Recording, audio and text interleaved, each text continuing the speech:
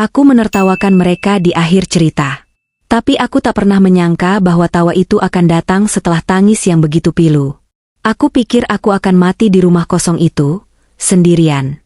Namun, truk itu berhenti di gerbang, dan disitulah semua bermula. Sebelum ceritanya dimulai, silakan tulis di kolom komentar dari daerah mana saja teman-teman yang menonton cerita ini. Jangan lupa like dan subscribe agar channel ini bisa semakin berkembang dan bisa mempersembahkan cerita yang lebih menarik lagi. Wulan adalah seorang wanita berusia 58 tahun. Hidupnya kini ia habiskan seorang diri di sebuah rumah besar yang kokoh. Sebuah peninggalan dari almarhum suaminya, Pranata, yang telah berpulang 5 tahun lalu. Pranata adalah seorang pengusaha kayu yang sukses di masanya, dan rumah ini adalah bukti cinta sekaligus kerja kerasnya. Bagi Wulan, rumah itu bukan sekadar bangunan. Dinding-dindingnya menyimpan tawa Rangga, putra sematawayang mereka, saat masih kecil. Perabotan jati ukir di ruang tamu adalah saksi bisu diskusi hangat mereka sebagai keluarga. Wulan sendiri adalah perwujudan kesabaran. Seorang ibu tipikal yang mendedikasikan hidupnya untuk suami dan anak. Namun sejak Pranata tiada, dan terutama sejak Rangga menikah, kesabaran itu seringkali diuji oleh rasa sepi. Rangga, putranya yang kini berusia 30 tahun, telah banyak berubah. Anak laki-laki penurut yang dulu selalu mengutamakan ibunya itu, kini tampak seperti orang asing. Rangga bekerja sebagai manajer junior di sebuah perusahaan swasta. Penghasilannya cukup, tapi tidak seberapa jika dibandingkan dengan gaya hidup yang diinginkan istrinya, Melinda. Ya, Melinda. Wanita berusia 28 tahun itu adalah sumber kecemasan Wulan. Melinda cantik, modis, dan pandai bicara. Dia bekerja sebagai admin di sebuah butik kelas atas, meski lebih sering terlihat sibuk dengan ponselnya daripada bekerja. Sejak awal pertemuan mereka, Wulan sudah merasakan ada yang tidak beres. Mata Melinda tidak pernah menatap Wulan dengan tulus. Pandangannya selalu liar, memindai seisi rumah, berhenti lama pada perabotan antik dan koleksi keramik mahal peninggalan Pranata. Wulan tahu tatapan itu. Tatapan penuh perhitungan. Pagi itu, seperti pagi-pagi lainnya, Wulan duduk sendirian di meja makan yang terlalu besar untuknya. Ia menyeduh teh melati, menatap kursi kosong di seberangnya, tempat Pranata biasa duduk membaca koran. Kesunyian rumah hanya pecah oleh detak jam dinding kuno, juga warisan. Jam itu berdentang 9 kali. Wulan menghela napas. Ia meraih ponselnya, menekan nomor Rangga. Sudah seminggu putranya tidak menelepon. Nada sambung berbunyi, tapi tidak diangkat. Wulan mencoba lagi, sama saja. Hatinya diselimuti kabut rindu, bercampur cemas. Ia tahu Rangga sibuk, tapi tak biasanya seperti ini. Di belahan kota lain, di sebuah apartemen tipe studio yang sempit dan pengap, ponsel Rangga bergetar di atas meja. Tapi Rangga tidak mendengarnya. Dia baru saja pulang setelah bekerja lembur semalaman, dan langsung tertidur di sofa tanpa berganti pakaian. Melinda, sebaliknya, sudah bangun. Ia duduk di depan meja riasnya yang penuh sesak dengan produk kosmetik. Di layar laptop di sampingnya, terbuka sebuah situs judi online. Wajahnya tegang. Semalam dia kalah besar. Tumpukan tagihan kartu kredit dan surat peringatan utang pinjaman online tergeletak di meja dapur. Ponsel Rangga bergetar lagi. Melinda meliriknya sekilas. Nama, Ibu Wulan, tertera di layar. Ia mendengus kesal. Orang tua ini lagi, gumamnya. Ia sama sekali tidak berniat membangunkan Rangga. Ia kembali fokus pada laptopnya. Angka-angka utangnya menari-nari di depan matanya. 200 juta. Dia harus mendapatkan uang itu, cepat. Para penagih utang sudah mulai menerornya dengan kasar. Mata Melinda menyipit. Pikirannya berputar cepat, mencari jalan keluar. Lalu, sebuah gambaran muncul di benaknya, ruang tamu di rumah Wulan. Lemari pajangan penuh keramik dinasti Ming palsu yang terlihat meyakinkan.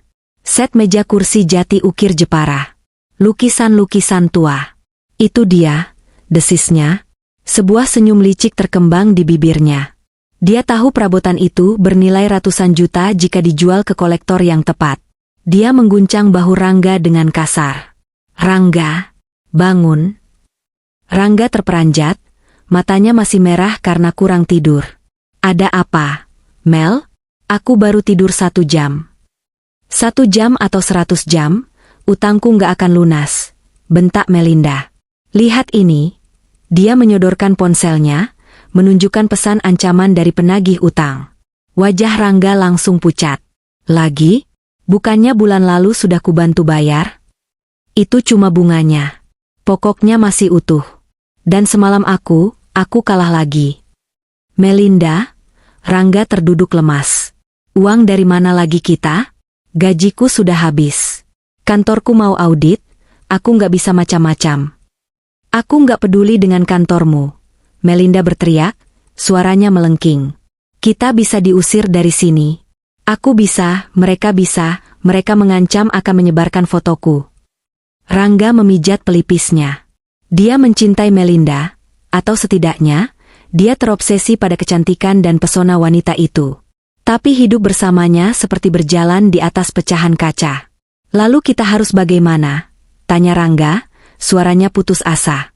Melinda mendekat, suaranya melembut, penuh bujuk rayu. Rangga, sayang. Ada satu cara. Satu-satunya cara. Rangga menatapnya dengan curiga. Cara apa?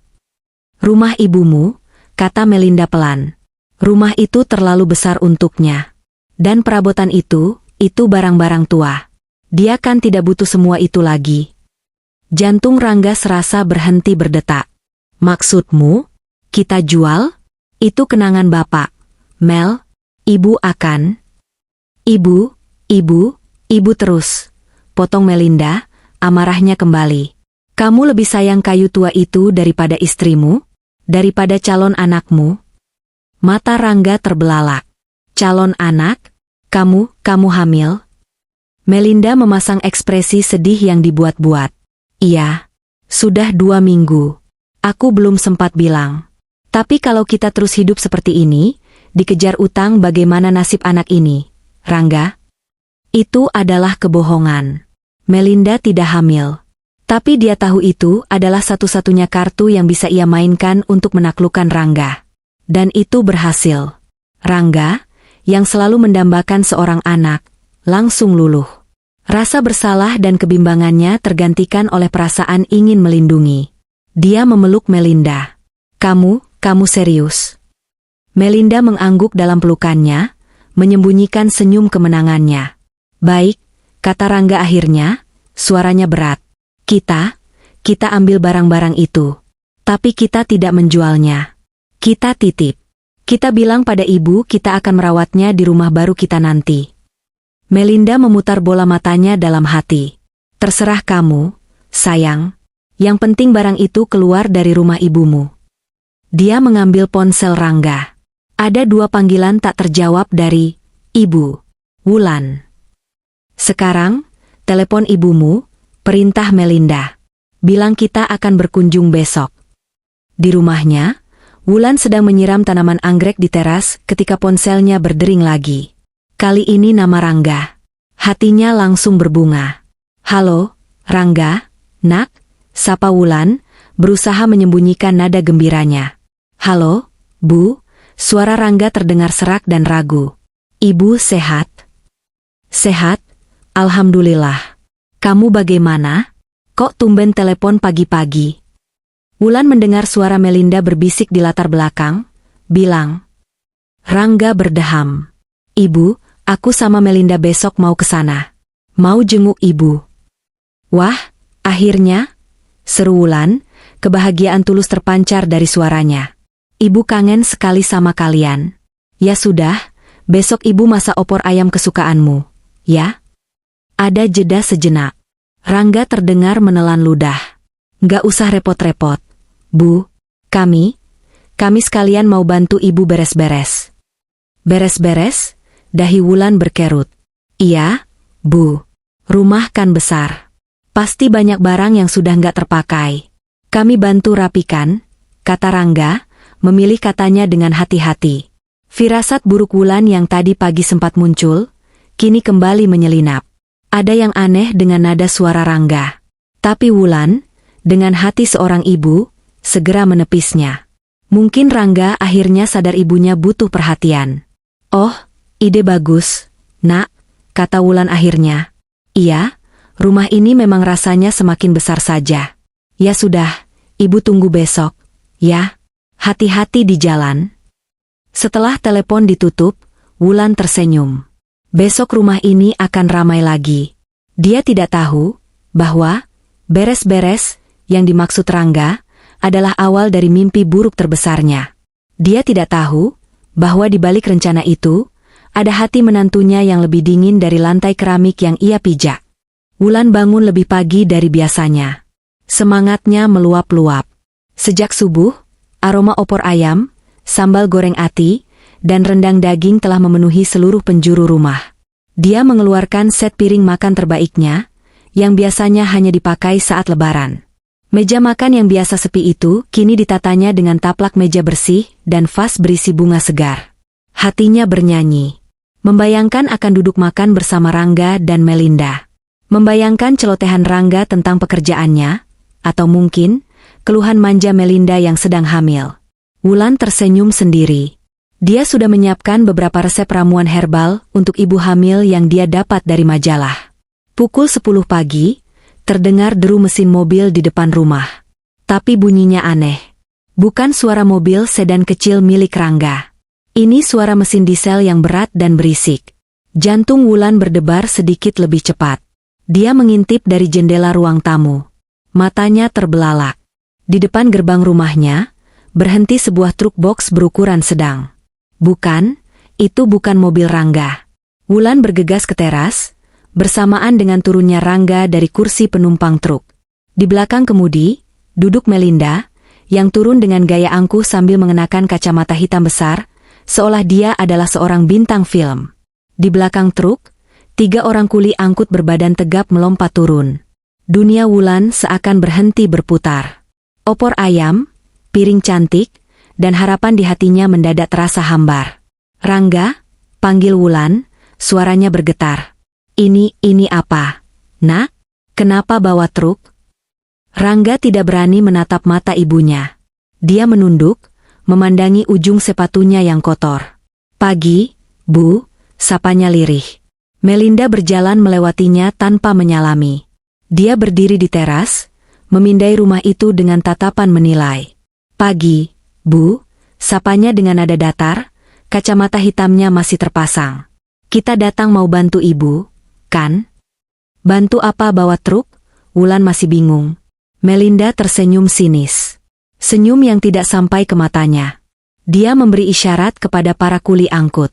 "Ayo, masuk. Mulai dari ruang tamu. Angkut semua yang kayu-kayu itu." Para kuli angkut itu saling berpandangan. Mereka menatap Wulan, lalu menatap Melinda, tampak ragu. "Ibu ini, nyonya rumah ini?" tanya salah satu kuli yang berkumis tebal. "Dia ibuku." "Sudah, kerjakan saja. Kalian dibayar untuk angkat barang, bukan untuk bertanya," bentak Melinda, suaranya tajam dan menusuk. Para kuli itu tak mau kehilangan pekerjaan, akhirnya mengangguk dan mulai berjalan masuk. Wulan panik. Dia berdiri di depan pintu, merentangkan kedua tangannya. "Tunggu. Jangan. Kalian tidak boleh masuk. Rangga, jelaskan sama ibu. Ini apa-apaan?" Wulan memegang lengan Rangga, mengguncangnya dengan putus asa. "Nak, bicara, Nak." Rangga akhirnya mengangkat wajahnya. Matanya merah dan sembab. Dia tampak tersiksa. "Ibu minggir, Bu. Kami cuma mau pindahin barang-barang ini." "Pindahin kemana? Ini rumahmu juga, Nak. Ini semua kenangan bapakmu," jerit Wulan, air matanya mulai menggenang. "Ibu, kami butuh uang," bisik Rangga, begitu pelan nyaris tak terdengar. "Butuh uang?" Wulan tertegun. "Kenapa tidak bilang sama ibu? Ibu masih punya simpanan." "Ibu punya?" "Simpanan ibu nggak akan cukup," bentak Melinda, memotong ucapan Wulan. Dia sudah kehilangan kesabarannya. "Utang kami ratusan juta. Dan semua barang rongsokan ini," dia menunjuk set meja kursi jati, "bisa melunasinya." "Rongsokan?" Suara Wulan bergetar karena amarah dan rasa sakit. Itu meja tempat kamu dan Rangga makan saat pertama kali kesini, Melinda. Aku tidak peduli. Melinda maju dan mendorong Wulan, yang sedang memegangi Rangga. Wulan tidak siap. Tubuh tuanya terhuyung dan tersungkur keras di lantai teras yang dingin. Kepalanya sedikit terbentur pilar. Ibu, Rangga menjerit, refleks ingin menolong. Diam kamu, Rangga, hardik Melinda. Dia cuma drama. Para kuli angkut terhenti. Mereka menatap ngeri pemandangan itu. Melinda berkacak pinggang, menatap rendah Wulan yang berusaha bangkit sambil memegangi kepalanya yang pusing. Dengar ya, orang tua, berhenti menghalangi jalan. Kami tidak punya waktu. Dia kemudian berbalik ke arah Rangga, yang mematung seperti pengecut. Dan kamu mau jadi anak durhaka yang menuruti ibu tua ini, atau suami yang bertanggung jawab untuk istrimu yang sedang hamil? Wajah Rangga pucat pasi. Dilema itu merobek hatinya. Di satu sisi, ibunya yang tersungkur. Di sisi lain, istrinya yang, dia kira, sedang mengandung anaknya, dan ancaman utang yang mengerikan. Dalam hati, Rangga menjerit. Dia membenci dirinya sendiri. Dia tahu ini salah. Sangat salah. Tapi ketakutannya pada Melinda, pada ancaman penagih utang, dan pada prospek menjadi ayah yang gagal, jauh lebih besar daripada keberaniannya untuk membela ibunya. Dia membuang muka saat Wulan menatapnya dengan pandangan memohon. Melinda tersenyum penuh kemenangan. Nah, begitu. Ayo, bapak-bapak, angkut semuanya. Jangan ada yang tersisa. Invasi itu pun dimulai. Para kuli, yang kini tak punya alasan lagi untuk ragu, masuk dan mulai bekerja seperti mesin. Jangan, Wulan merangkak, mencoba memegangi kaki meja. Itu kursi kesayangan bapak. Seorang kuli mendorongnya pelan. Maaf, Bu. Mereka mengangkat lemari pajangan berisi koleksi keramik Wulan. Karena terburu-buru, salah satu pintu lemari terlepas dan menghantam guci kecil di lantai. Prang, guci itu pecah berkeping-keping. Hati-hati, bodoh, maki Melinda. Itu yang mahal. Wulan menangis meraung-raung. Rangga, tolong ibu, nak, hentikan mereka. Rangga hanya berdiri di teras, bersandar di dinding, menutupi wajahnya dengan kedua tangan. Air matanya mengalir deras di sela-sela jarinya, tapi tak ada satu kata pun keluar dari mulutnya. Dia membiarkan iblis dalam diri istrinya mengambil alih. Dia membiarkan kenangan masa kecilnya dijarah di depan matanya sendiri. Satu persatu perabotan itu diangkut ke dalam truk. Jam dinding kuno, lukisan pemandangan, cermin berbingkai ukiran. Bahkan foto pernikahan Wulan dan Pranata yang berukuran besar, yang tergantung di ruang tengah, ikut diturunkan paksa. Bingkainya terbentur lantai dan kacanya retak. Melinda mengawasi semuanya seperti mandor. Yang itu juga. Bufet di ruang makan. Cepat. Dalam 1 jam yang terasa seperti selamanya, rumah besar itu menjadi kosong melompong. Hanya menyisakan gema tangis Wulan dan jejak debu di lantai, tempat perabotan itu pernah berdiri. Rumah itu terasa dingin, asing, dan mati. Melinda menepuk-nepuk tangannya yang bebas debu, wajahnya berseri-seri puas. Beres. Cepat sekali. Ayo, Rangga. Kita berangkat. Kita harus segera ke tempat Pak Kolektor. Dia menarik lengan Rangga, yang berjalan seperti zombie, menuju truk. Melinda mengambil alih kemudi. Kamu duduk di sampingku. Pastikan barang-barang ini aman, katanya, lebih kepada kuli-kulinya yang kini duduk di bak belakang. Truk itu mulai menyala.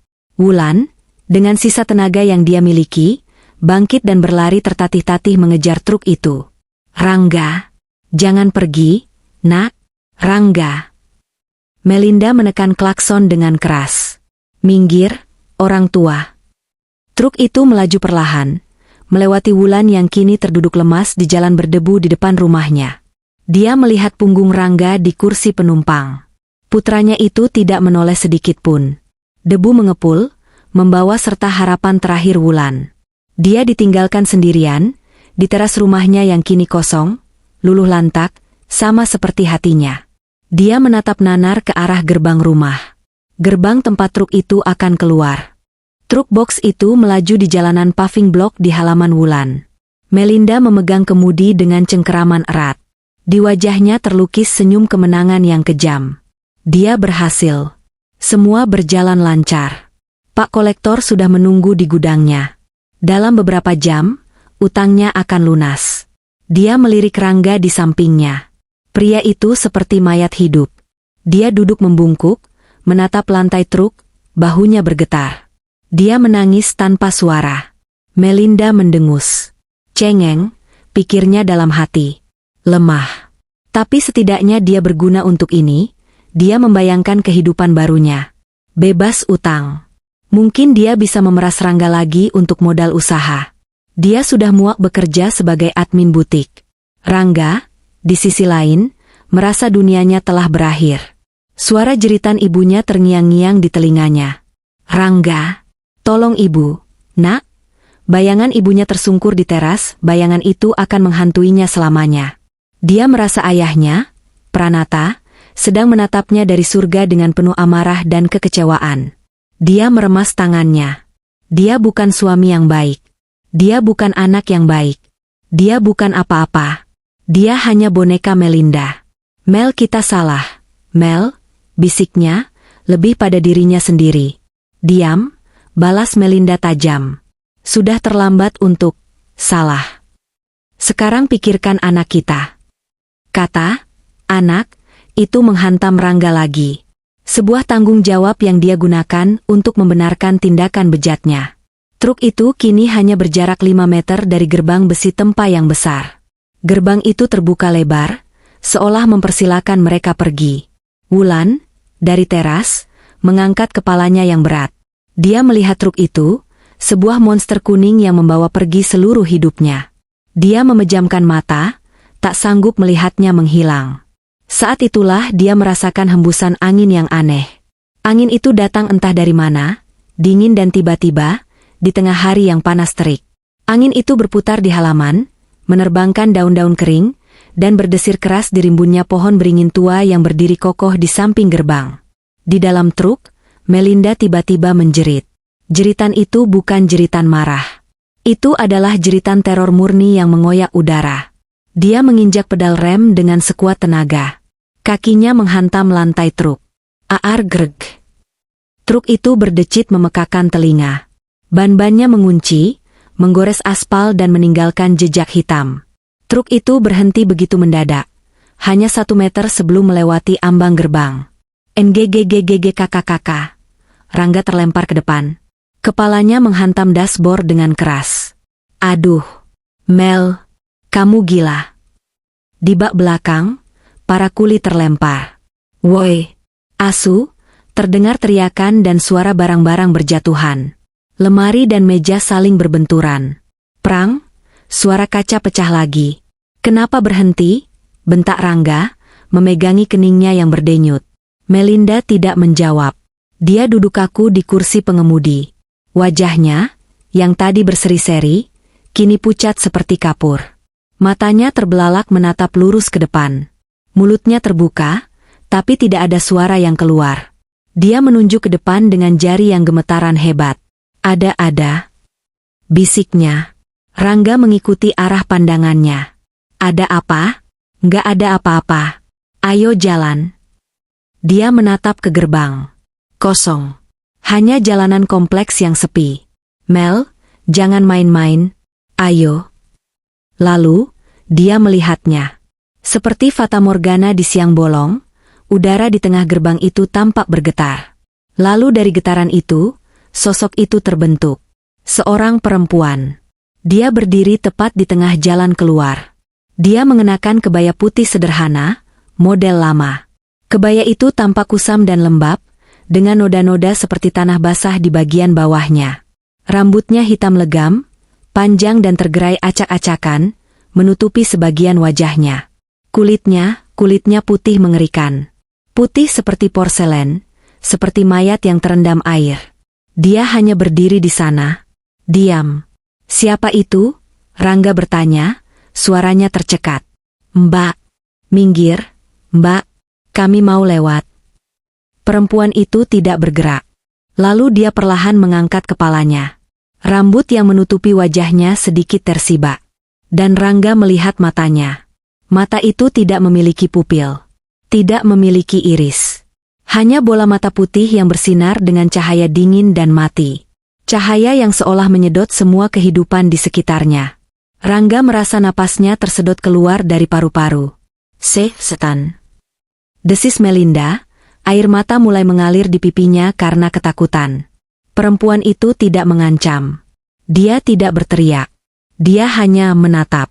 Tatapannya menembus kaca depan, menembus kulit dan daging, langsung ke jiwa mereka. Di bak belakang, salah satu kuli, yang paling berani, menjulurkan kepalanya ke samping. Ada apa sih, Mbak? Kok? Kata-katanya terhenti. Dia melihat sosok perempuan itu. Mata mereka bertemu. Si kuli tidak melihat apa-apa, tapi kemudian dia melihat kuburannya sendiri. Gelap, sempit, dan penuh cacing. Setan, iblis, tolong. Dia menjerit, suaranya pecah. Tanpa pikir panjang, dia memanjat sisi bak truk dan melompat ke aspal. Kakinya terkilir, tapi dia tidak peduli. Dia bangkit dan berlari pontang-panting, lebih cepat dari yang pernah dia kira bisa dia lakukan. Ampun, ampun. Dua kuli lainnya, mendengar jeritan temannya dan melihat sosok di gerbang, ikut panik. Mereka tidak perlu melihat dua kali. Hawa dingin yang tiba-tiba menusuk tulang mereka sudah cukup. Mereka melompat turun, berteriak-teriak memanggil nama Tuhan, dan kabur ke arah yang berlawanan. Di dalam kabin, suhu turun drastis. Rasanya seperti masuk ke dalam ruang pendingin mayat. Embun beku mulai terbentuk di bagian dalam kaca depan. Enggak, dia lihatin aku. Isak Melinda menutupi wajahnya. Rangga sendiri membeku. Wajah perempuan itu, kenapa terasa begitu akrab? Dia mencoba berpikir, menembus kabut ketakutan yang melumpuhkan otaknya. Lalu sebuah nama muncul. Nama dari masa kecilnya.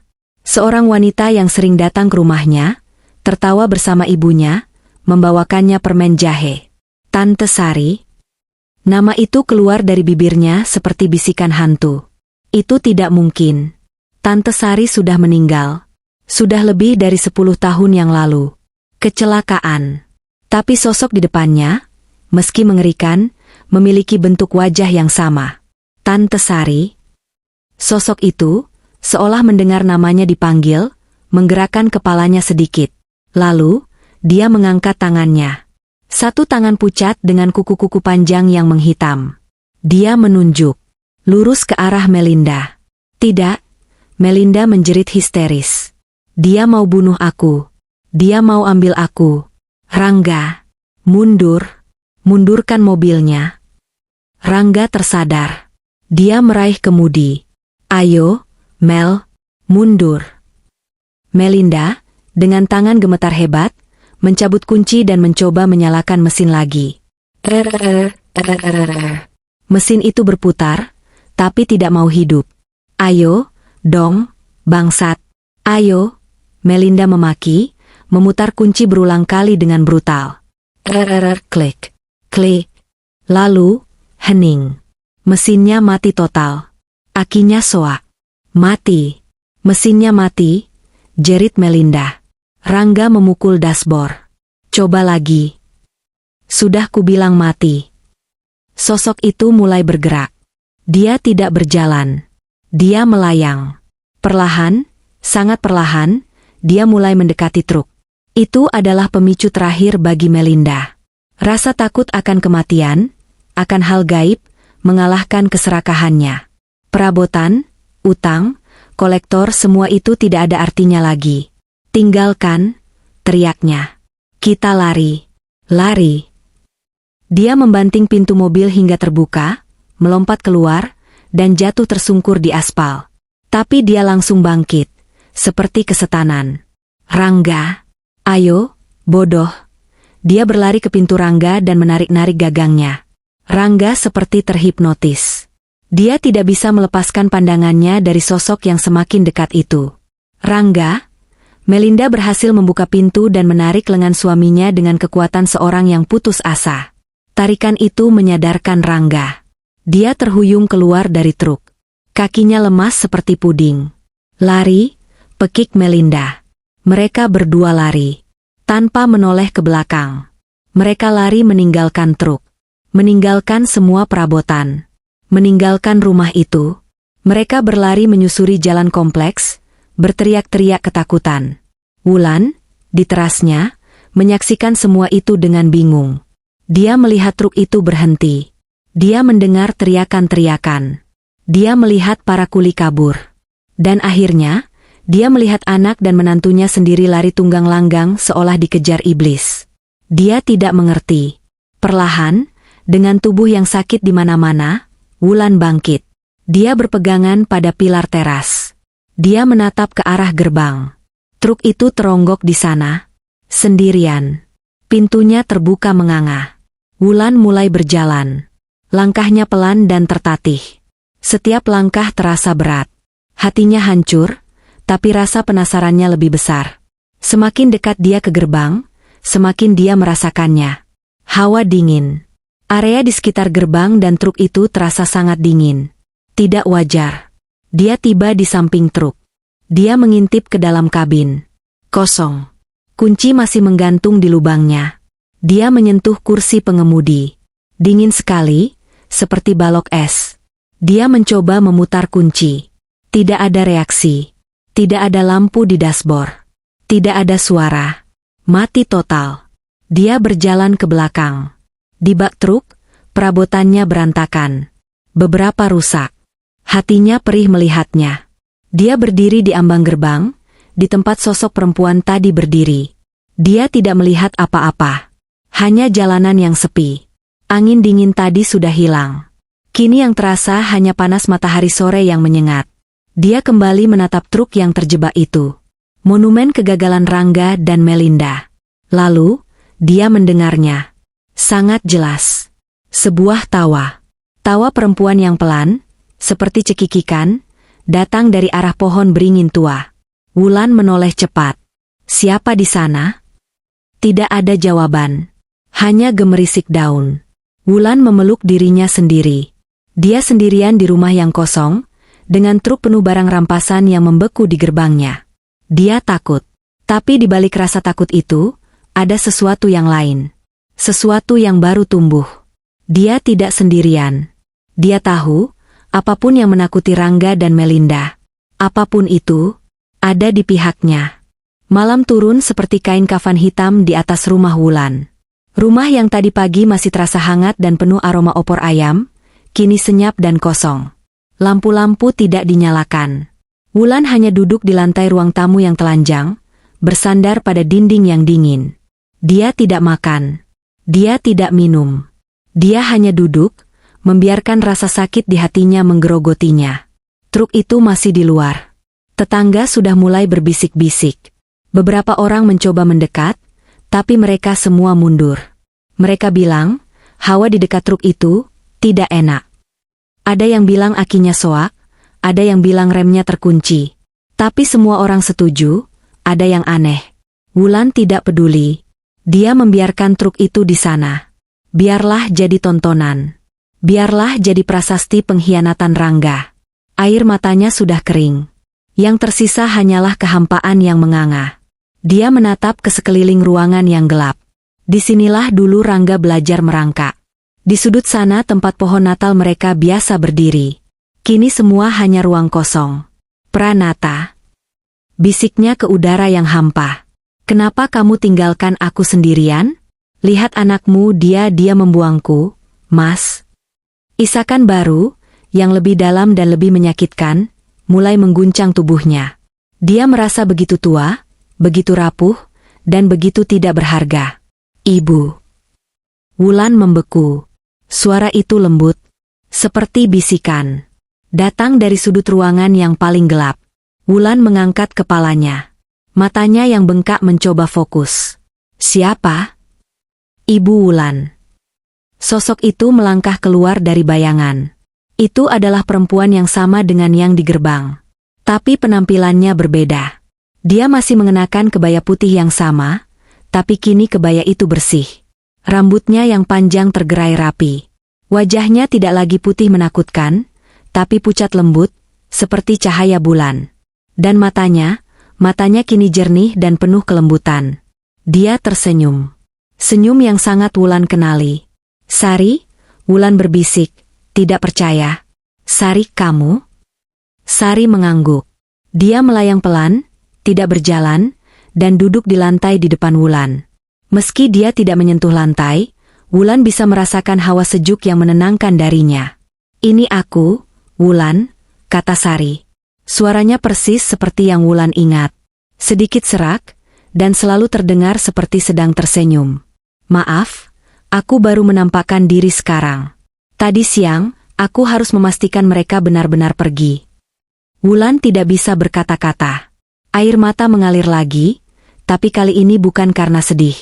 Ini adalah air mata rindu dan kebingungan. "Tapi kamu sudah meninggal?" Sari menyelesaikan kalimat Wulan. "Iya, 10 tahun yang lalu. Tapi aku tidak pernah benar-benar pergi, Wulan. Kamu ingat janjiku?" Wulan mencoba mengingat. Sari adalah sahabat terbaiknya. Mereka tumbuh bersama, menikah di tahun yang sama. Sari meninggal dalam kecelakaan bus saat akan menjenguk Wulan yang sedang sakit. Wulan ingat. Di pemakaman Sari, Wulan menangis histeris. Dan beberapa hari setelahnya, Wulan bermimpi. Dalam mimpi itu, Sari memeluknya. "Aku akan selalu menjagamu, Wulan," kata Sari dalam mimpi itu. "Dari dunia ini, atau dari dunia lain. Aku akan menjagamu dan rumahmu." Wulan mengira itu hanya bunga tidur. Hanya otaknya yang berduka. "Janji itu?" Wulan berbisik. "Aku selalu menepati janjiku," kata Sari lembut. "Aku ada di sini, di dinding rumah ini, di pohon beringin itu. Aku melihatmu setiap hari. Aku melihatmu merindukan Mas Pranata. Aku melihatmu merindukan Rangga." Lalu, wajah lembut Sari berubah. Matanya menyipit, dan hawa dingin yang tadi siang Wulan rasakan di gerbang, kini kembali, berputar pelan di sekitar Sari.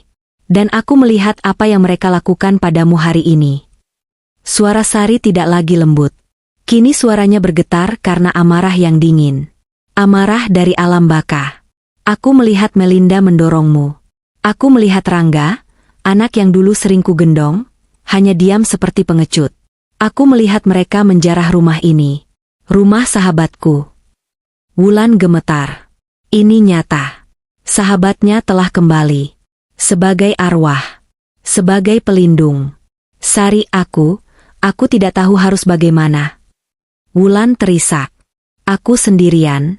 Mereka mengambil semuanya." Sari menatap Wulan. Hawa dingin itu mereda, digantikan oleh tekad yang kuat. "Tidak, Wulan. Kamu tidak sendirian," kata Sari. "Dan mereka tidak mengambil semuanya. Mereka hanya memindahkannya sampai gerbang." Sari tersenyum. Senyum yang kini memiliki sisi tajam. "Truk itu kuncianku. Tidak ada yang bisa memindahkannya. Tidak ada derek, tidak ada kuli. Aki itu tidak akan pernah hidup lagi. Rem itu akan terkunci selamanya. Itu akan membusuk di sana, Wulan. Bersama semua barang di dalamnya." Wulan tertegun. "Jadi, itu kamu? Di gerbang? Yang membuat mereka lari?" "Aku hanya menunjukkan wajah marahku sedikit," kata Sari, hampir terdengar santai. "Manusia lemah seperti mereka. Melihat sedikit saja dari sisi lain, mereka langsung lari terkencing-kencing. Terutama si Melinda itu. Jiwanya kotor. Penuh lubang. Sangat mudah untuk ditakuti." Wulan mencerna informasi itu. Dia tidak takut pada Sari. Anehnya, kehadiran arwah sahabatnya ini adalah hal paling menenangkan yang dia rasakan sepanjang hari. "Lalu apa sekarang?" tanya Wulan. "Barang-barang itu bagaimana?" "Biarkan," kata Sari. "Biarkan itu menjadi monumen rasa malu mereka. Biarkan tetangga melihat. Biarkan semua orang tahu. Tapi itu baru permulaan." Sari mencondongkan tubuhnya ke depan. Matanya yang jernih kini berkilat-kilat dengan energi yang gelap. "Mereka mengambil hartamu, Wulan. Mereka menginjak-injak hatimu. Mereka meninggalkanmu di rumah yang kosong. Suara Sari turun menjadi bisikan yang penuh dendam. Kita akan mengambil segalanya dari mereka. Wulan terperanjat. Mengambil apa, Sari? Segalanya, ulang Sari. Pekerjaan Rangga. Ketenangan Melinda. Harga diri mereka. Satu persatu. Kita akan hancurkan mereka, Wulan. Kita akan buat mereka merasakan apa yang kamu rasakan hari ini. Kosong. Hancur. Sendirian. Ini adalah sisi Sari yang belum pernah Wulan lihat. Sari yang dulu dikenalnya adalah wanita yang lembut dan pemaaf. Sari balas dendam? Ini bukan balas dendam, Wulan, kata Sari, suaranya mengeras. Ini adalah keadilan. Ini adalah karma yang dipercepat. Aku pelaksananya. Dan kamu, dia menatap Wulan, kamu adalah korbannya. Kamu berhak melihat mereka jatuh. Wulan terdiam. Di dalam hatinya, benih yang dingin dan keras mulai tumbuh. Benih yang ditanam oleh dorongan Melinda dan kebisuan Rangga. Dia ingat wajah puas Melinda di balik kemudi. Dia ingat Rangga yang membuang muka. Rasa sakit itu bermetamorfosis. Dari kesedihan, menjadi kemarahan. Kemarahan yang dingin dan membara. Mereka bilang aku sudah tidak butuh ini lagi. Bisik Wulan, mengingat kata-kata Melinda. Memang, kata Sari, kamu tidak butuh barang-barang tua itu. Tapi mereka akan sangat membutuhkan apa yang akan kita ambil dari mereka. Wulan menatap mata Sari. Dia melihat tekad yang tak tergoyahkan. Apa rencanamu? Tanya Wulan. Suaranya tidak lagi bergetar karena tangis. Kini suaranya mantap. Sari tersenyum. Senyum itu kini terlihat menakutkan sekaligus memuaskan. Pertama, kita cari tahu, kata Sari. Aku ini arwah. Aku bisa pergi kemana saja. Aku bisa mendengar apa saja. Aku akan cari tahu kenapa mereka begitu nekat. Kenapa mereka butuh uang. Melinda bilang utang, kata Wulan. Utang apa? Sari mendengus. Aku akan cari tahu. Aku akan masuk ke apartemen mereka. Aku akan dengar setiap bisikan mereka. Aku akan lihat setiap ketakutan mereka. Dan setelah itu, setelah kita tahu kelemahan mereka, kata Sari, bangkit melayang. Dia berputar di ruangan yang kosong itu. Kita akan gunakan kelemahan itu untuk menghancurkan mereka. Pelan-pelan. Wulan berdiri. Dia merasa tenaganya kembali. Rasa laparnya hilang, digantikan oleh energi baru. Energi yang dingin. Aku ikut, kata Wulan. Sari menatapnya. Kamu tidak bisa ikut, Wulan. Kamu masih hidup. Aku bisa. Aku tidak bisa menembus tembok sepertimu. Tapi aku bisa bertindak di dunia ini. Beritahu aku apa yang kamu temukan. Beritahu aku apa yang harus kulakukan. Sari tersenyum bangga. Sahabatku yang malang. Kamu sudah berubah. Mereka yang mengubahku, jawab Wulan, menatap lurus ke kegelapan. Baiklah, kata Sari. Dengarkan. Rencana kita dimulai malam ini. Aku akan pergi ke apartemen mereka. Kamu, istirahatlah. Besok, kita akan mulai balas dendam kita. Balas dendam bersama Sari. Sosok gaib itu menghilang ke dalam bayangan, meninggalkan Wulan sendirian di ruangan itu. Tapi Wulan tidak lagi merasa sendirian. Dia berjalan ke dapur. Dia menyalakan lampu. Dia mengambil air putih. Saat dia minum, dia melihat pantulan dirinya di kaca jendela yang gelap.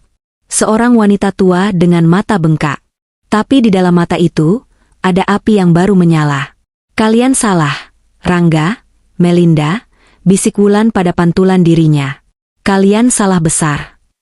Malam itu, Wulan tidur di lantai beralaskan jaket lamanya. Dia tidur nyenyak.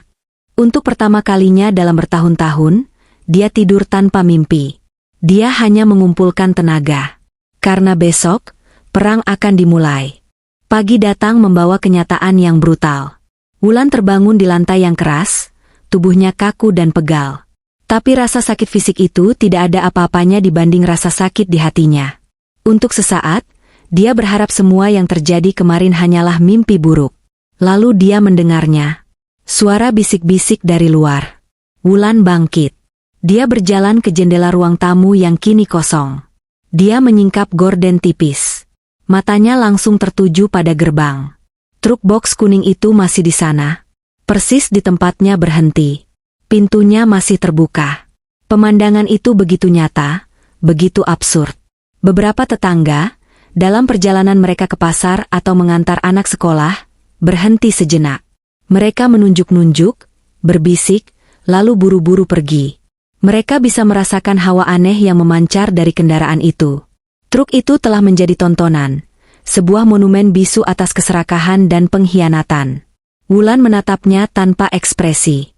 Tidak ada air mata pagi ini, yang ada hanya rasa dingin yang menusuk. Dia berbalik, memandangi rumahnya yang lompong. Gema langkah kakinya sendiri terdengar asing. Dia pergi ke dapur. Opor ayam dan rendang yang kemarin dia masak dengan penuh cinta masih tergeletak di meja makan. Sudah basi. Aromanya masam, sama masamnya dengan hatinya. Tanpa sepatah kata, dia mengambil kantong sampah besar dan mulai membuang semua makanan itu. Satu persatu. Dia membersihkan piring-piring cantik yang sudah dia siapkan, lalu menyimpannya kembali ke dalam lemari dapur yang tersisa. Dia bekerja dalam diam. Metodis. Seolah-olah dengan membersihkan sisa makanan itu, dia juga sedang membersihkan sisa-sisa kelemahan dan cinta butanya. Setelah dapur bersih, dia membuat secangkir teh pahit. Dia duduk di lantai dapur, bersandar ke dinding. Dia menunggu. Dia tidak perlu menunggu lama. Kamu terlihat lebih baik pagi ini. Suara Sari terdengar dari belakangnya. Wulan menoleh. Sosok sahabatnya itu sedang duduk di atas meja dapur yang kosong. Kakinya berayun-ayun ringan, seolah dia tidak punya beban sama sekali. Aku sudah kembali, lanjut Sari. Wulan menyesap tehnya. Bagaimana? Sari tersenyum. Senyum yang menyimpan rahasia. Apartemen mereka kecil sekali. Pengap. Penuh dengan barang-barang mahal tapi palsu. Dan penuh dengan ketakutan. Sari menceritakan apa yang dia lihat. Setelah melarikan diri dari rumah Wulan, Rangga dan Melinda tidak berani pulang ke apartemen mereka. Mereka menginap di motel murah di pinggir kota. Sari menemukan mereka di sana. Mereka tidak tidur semalaman, kata Sari. Melinda terus-menerus menangis histeris. Dia menyalahkan Rangga. Ini semua salahmu. Kenapa kamu punya ibu penyembah setan? Begitu katanya. Wulan mendengus pelan. Penyembah setan. Rangga sendiri hanya diam. Dia duduk di pojok kamar, memeluk lututnya, gemetaran seperti anak kecil. Dia terus bergumam, Tante Sari sudah meninggal, tidak mungkin. Dia tahu itu aku, Wulan. Dia mengingatku. Lalu, pagi tadi, lanjut Sari, mereka kehabisan uang. Mereka terpaksa kembali ke apartemen. Mereka harus mengambil laptop dan dokumen. Mereka berencana kabur lebih jauh. Kabur? Ya. Karena ini, Sari melayang dari meja, mendekati Wulan. Aku menemukan alasan mereka begitu nekat. Wajah Sari berubah serius. Ini bukan hanya utang biasa, Wulan. Ini judi. Judi online. Jantung Wulan mencelos. Judi. Aku melihat laptop Melinda. Dia membukanya pagi tadi, mencoba mencari sisa uang di rekeningnya. Layarnya penuh dengan situs slot, kasino digital, dan tagihan. Sari berhenti sejenak, membiarkan Wulan menyerap informasi itu.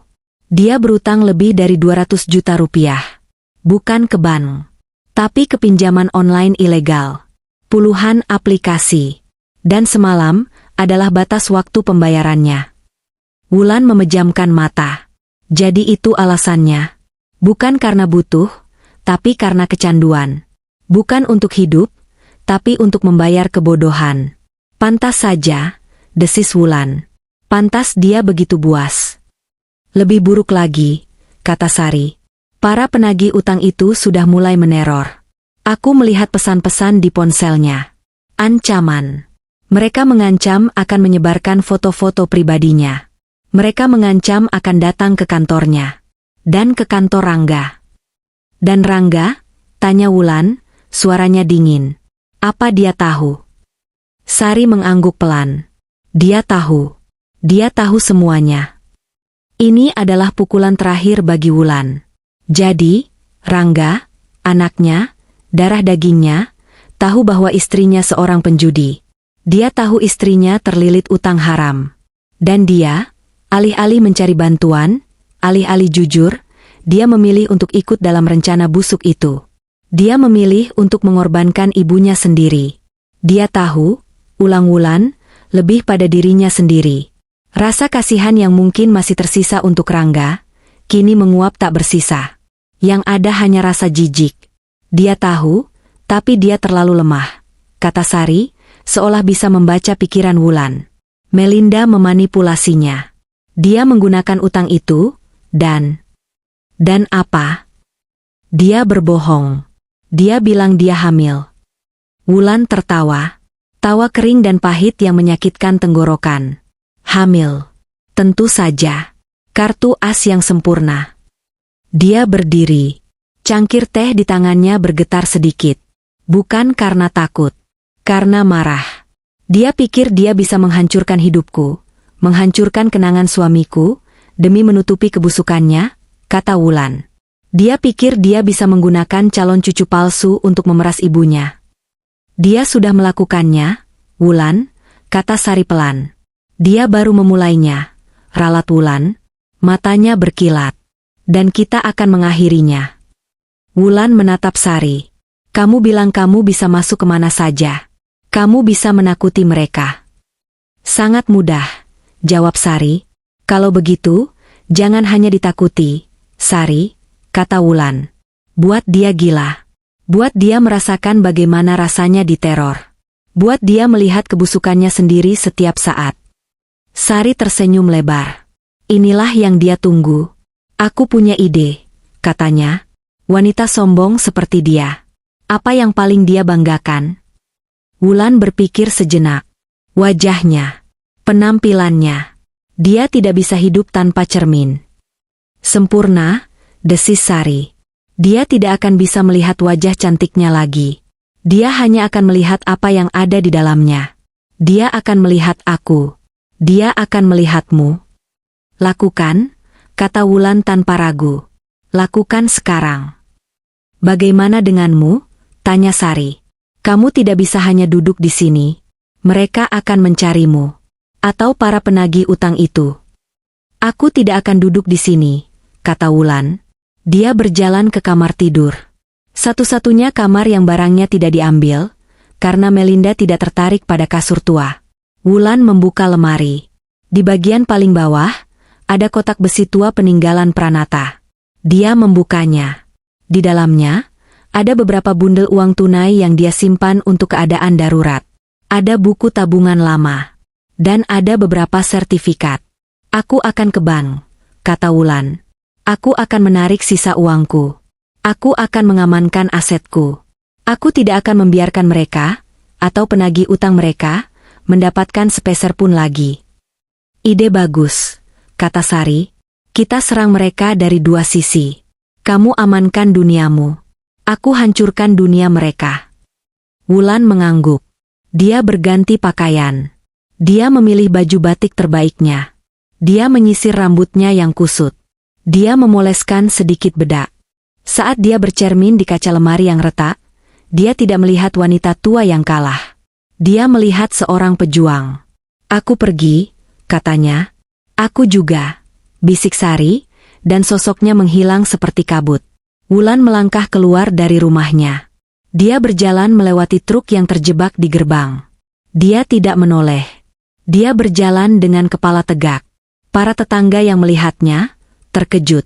Mereka mengharapkan melihat wanita hancur. Mereka malah melihat seorang ratu yang berjalan menuju medan perang. Apartemen Rangga dan Melinda berantakan. Piring kotor menumpuk di wastafel. Pakaian berserakan di lantai. Bau ketakutan dan keringat basi menguar di ruangan sempit itu. Setelah kembali dari bank, Melinda membanting laptopnya ke meja. Kosong. Kosong. Rekeningku dibekukan. Semua pinjol itu memblokirku. Dan aku tidak bisa menghubungi kolektor sialan itu. Dia mondar-mandir, menggigiti kukunya. Dan barang-barang itu. Ratusan juta membusuk di gerbang rumah hantu itu. Ini gila. Rangga duduk di sofa, memegangi kepalanya. Keningnya masih benjol bekas terbentur dashboard. Dia tidak tidur. Setiap kali dia menutup mata, dia melihat wajah Tante Sari. Mata putih yang bersinar. Kita harus bagaimana, Rangga? Bentak Melinda. Kita tidak punya uang. Penagih utang itu pasti sudah tahu kita gagal. Mereka akan datang ke sini. Aku tidak tahu, Mel. Aku tidak tahu, teriak Rangga, akhirnya meledak. Ini semua idemu. Kamu yang menjerumuskan kita ke sini. Judi.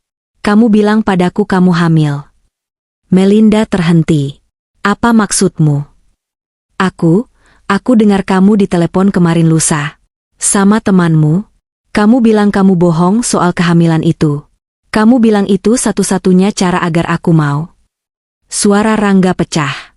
Wajah Melinda mengeras. Ketakutannya sesaat tergantikan oleh amarah. Oh, jadi kamu sudah tahu. Terus kenapa? Kamu tetap ikut, kan? Kamu tetap membiarkan aku mendorong ibumu. Kamu sama saja busuknya denganku, Rangga. Jangan pura-pura suci. Kata-kata itu menampar Rangga. Dia tidak bisa membantah. Itu benar. Dia memang sama busuknya. Lalu apa Tante Sari? Jangan sebut nama itu, jerit Melinda. Itu tidak nyata. Itu pasti tipuan ibumu. Dia main dukun. Dia sengaja menaruh sesuatu di gerbang. Ibu tidak seperti itu. Lalu apa? Hah? Hantu? Kamu percaya hantu? Melinda tertawa histeris. Kamu lemah, Rangga. Lemah. Dia merasa pusing. Wajahnya panas karena marah dan kurang tidur. Dia perlu mencuci muka. Dia perlu menenangkan diri. Dia harus berpikir. Dia berjalan terhuyung-huyung ke kamar mandi. Kamar mandi itu kecil dan remang-remang. Dia menyalakan lampu, yang berkedip sejenak sebelum menyala terang. Dia menatap cermin besar di atas wastafel. Wajahnya tampak mengerikan. Matanya merah, kantung matanya hitam. Rambutnya lepek. Dia menyalakan keran dan membasuh wajahnya dengan air dingin. Berkali-kali. Rasanya segar. Dia mengangkat wajahnya, menatap cermin lagi sambil mengusap air dari matanya. Jantungnya berhenti berdetak. Di cermin. Itu bukan wajahnya. Di cermin, berdiri seorang wanita tua. Wanita itu menangis. Air matanya mengalir deras. Bibirnya bergetar. Dia mengenakan daster batik yang lusuh. Itu ibunya Rangga. Itu Wulan. Ibu. Melinda mengucek matanya. Dia berkedip. Sosok Wulan di cermin itu menggelengkan kepalanya pelan, tatapan matanya penuh dengan kekecewaan dan rasa sakit yang tak terperi. Tidak mungkin. Bisik Melinda. Dia memundurkan langkahnya, menjauh dari cermin. Tapi sosok Wulan di cermin tetap di sana, menatapnya, menangis. Pergi, pekik Melinda. Pergi. Dia mengambil botol parfum di meja dan melemparkannya ke cermin. Brak. Botol itu menghantam kaca. Cermin itu retak menjadi 1000 keping. Di luar, Rangga terlonjak kaget mendengar suara pecahan kaca dan jeritan Melinda.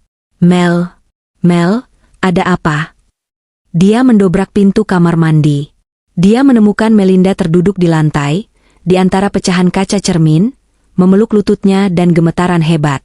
Dia di sana ibumu? Isak Melinda. Di cermin dia menangis. Rangga melihat ke cermin yang sudah hancur. Dia hanya melihat pantulan dirinya yang terdistorsi di antara pecahan-pecahan itu. Mel, kamu ngomong apa?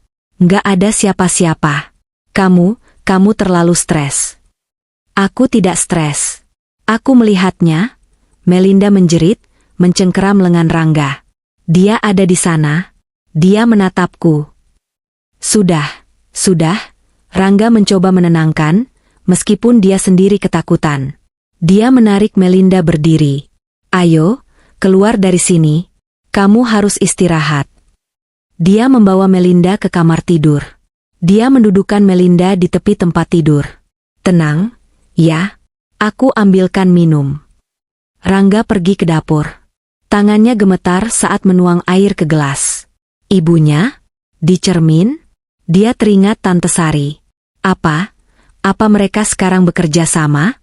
Di kamar tidur, Melinda berusaha mengatur napas. Dia memejamkan mata. Hanya halusinasi.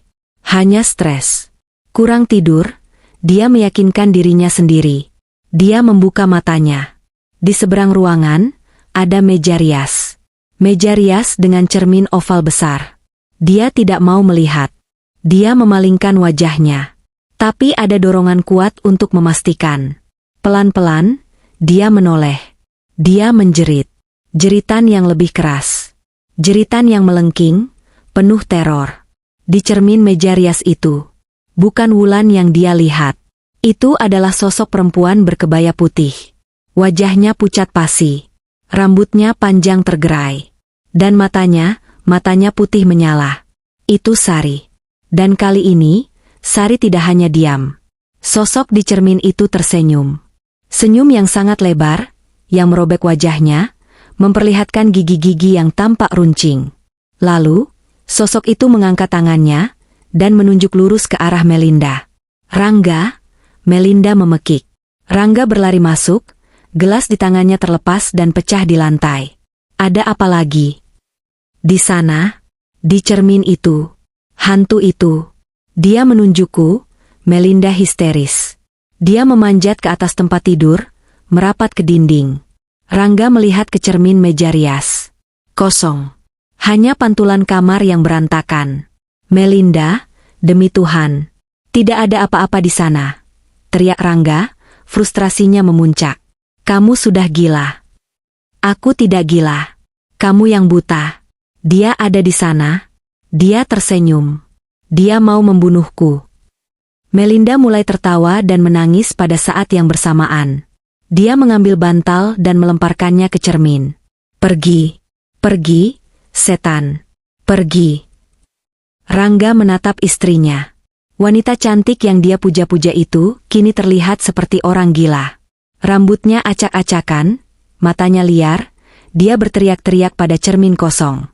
Ketakutan Rangga berubah menjadi kepanikan. Apa yang terjadi? Apa rumah ibunya benar-benar berhantu? Apa hantu itu mengikuti mereka pulang? Mel, tenang, Mel. Aku tidak mau di sini. Aku mau pergi. Bawa aku pergi dari sini, Rangga, raung Melinda. Dia melompat dari tempat tidur, mendorong Rangga, dan berlari ke pintu apartemen. Dia membukanya dan lari keluar ke koridor. Pergi. Jangan ikuti aku, teriaknya pada udara kosong. Rangga mengejarnya. Melinda, kembali. Di dalam apartemen mereka yang kosong, di permukaan cermin meja rias yang masih utuh, sosok Sari berdiri sejenak. Senyumnya kembali normal. Dia menatap kekacauan yang dia ciptakan. Lalu, sosoknya memudar, menghilang. Di rumahnya yang kosong, Wulan sedang duduk di teras, meminum teh keduanya hari itu. Dia menatap truk di gerbang. Sesaat kemudian, dia merasakan hembusan angin sejuk di sampingnya. Dia sudah mulai, bisik suara Sari. Dia pikir dia akan gila. Wulan menoleh ke kursi kosong di sebelahnya. Dia tidak melihat apa-apa. Tapi dia tahu Sari ada di sana. Seberapa parah? Tanya Wulan, suaranya tetap tenang. Dia lari keluar apartemen hanya dengan baju tidur. Rangga mengejarnya. Mereka jadi tontonan satu koridor. Wulan tersenyum. Senyum pertama yang tulus, meski dingin, sejak kemarin. Itu baru permulaan, kan? Tentu saja, jawab Sari. Dia tidak akan bisa melihat cermin, atau jendela, atau bahkan genangan air, tanpa melihat wajah kita. Wulan mengangguk. Bagus. Biarkan dia merasakan teror itu. Sementara itu, Wulan menatap ponsel barunya yang tergeletak di meja. Dia baru saja membelinya, bersama dengan kartu SIM baru. Sementara itu, aku akan mengurus bagianku, kata Wulan. Balas dendam itu baru saja dimulai. Dan rasanya memuaskan. Hari-hari berikutnya adalah neraka yang beku bagi Rangga dan Melinda. Mereka tidak berani kembali ke apartemen mereka, yang kini terasa seperti jebakan. Setiap permukaan reflektif, jendela, layar ponsel, bahkan sendok, telah menjadi portal bagi teror. Rangga terpaksa harus pergi bekerja. Itu adalah satu-satunya jangkar yang tersisa di dunia mereka. Dia belum tidur lebih dari 1 jam dalam 2 hari. Dia berangkat ke kantor dengan pakaian yang sama dengan yang dia pakai saat melarikan diri dari ibunya, kini kotor dan berbau asam keringat. Dia tiba di kantornya, sebuah gedung perkantoran modern berlantai 20, seperti seorang zombie. Rekan-rekannya yang biasa menyapanya, kini menatapnya dengan pandangan aneh. Dia tampak mengerikan. Lingkaran hitam di bawah matanya nyaris ungu, kulitnya pucat, dan dia terus-menerus melirik ke bahunya, seolah ada yang mengikutinya. "Rangga, kamu baik-baik saja?" tanya Dika, rekan satu timnya. "Kamu kelihatan sakit." "Aku baik," desis Rangga, suaranya serak. "Kurang tidur. Itu saja."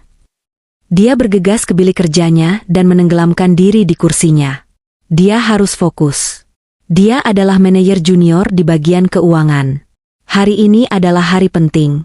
Dia harus memproses transfer dana besar untuk klien utama mereka. Sebuah perusahaan Jepang. Kesalahan sekecil apapun bisa berarti bencana. Dia menatap layar komputernya. Angka-angka berbaris rapi. 50 miliar rupiah. Dia harus memasukkan kode otorisasi dan nomor rekening tujuan. Tangannya gemetar hebat. Dia sudah menenggak 5 cangkir kopi hitam pekat. Tapi itu hanya membuat jantungnya berdebar-debar dan tidak mengurangi rasa lelahnya. Dia memejamkan mata sejenak. Mencoba mengumpulkan konsentrasi. Saat itulah dia melihatnya. Di layar monitor yang mati sepersekian detik. Wajah ibunya. Menangis. "Rangga, kenapa, Nak?" Rangga terkesiap. Dia membuka matanya lebar-lebar. Layar kembali normal. Hanya angka-angka. "Fokus, Rangga. Fokus," gumamnya pada diri sendiri. Dia mulai mengetik. Nomor rekening. Dia memeriksanya 3 kali. 44588901 Bank A, atas nama PT Sakura Jaya. Benar.